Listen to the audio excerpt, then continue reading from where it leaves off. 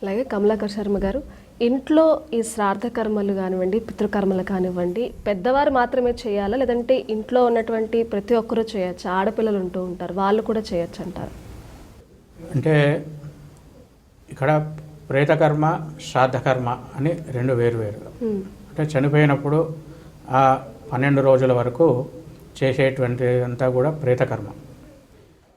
ఆ తర్వాత ప్రతి నెల, ప్రతి సంవత్సరం ఇందాక చెప్పినట్టు షణ్ణవతి శ్రాద్ధాలు, ఆ 96 శ్రాద్ధాలు, ఇవన్నీ కూడా శ్రాద్ధకర్మలు. ఈ ప్రేతకర్మ అంతా కూడా జ్యేష్ఠ సంతానం చేయాలి, పెద్దవాళ్ళు చేయాలి. ఆ తర్వాత వచ్చేటువంటి శ్రాద్ధకర్మలన్నీ అందరూ అంటే గరుడ పురాణం ప్రకారం విడివిడిగానే ఆచరించాలి, ఎవరికి వారు విడివిడిగా ఆచరించాలి. అయితే అంటే ఉమ్మడి కుటుంబం అయితే పెద్దవాడు ఆచరిస్తే సరిపోతుంది.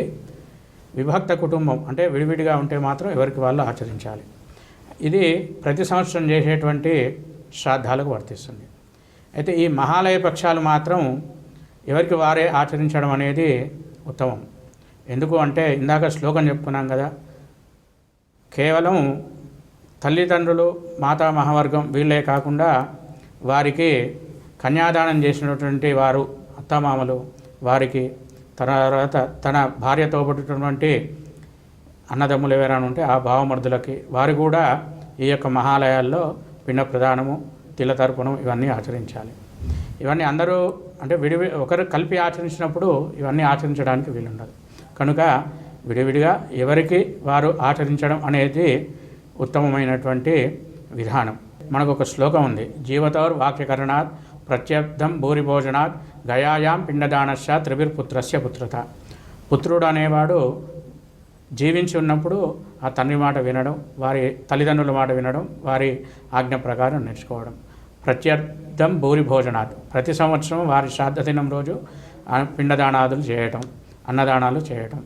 అలాగే గయాయాం పిండదానశ్చ, గయలో శ్రాద్ధం ఆచరించడం. ఇవన్నీ కూడా పుత్రుని యొక్క బాధ్యతలు, ఇది తప్పకుండా ఆచరించాలి. అలాగే ఆడవారు చేయవచ్చా అని అడిగారు. అంటే వీరు ఎవరు లేనప్పుడు తన వంశంలో ఎవరు మగవాళ్ళు ఆచరించడానికి అర్హులైన వారు లేనప్పుడు ఆ యొక్క స్త్రీ ఈ యొక్క కర్మలను ఆచరించవచ్చు. అయితే తను సంకల్పం వరకు చెప్పుకోవాలి.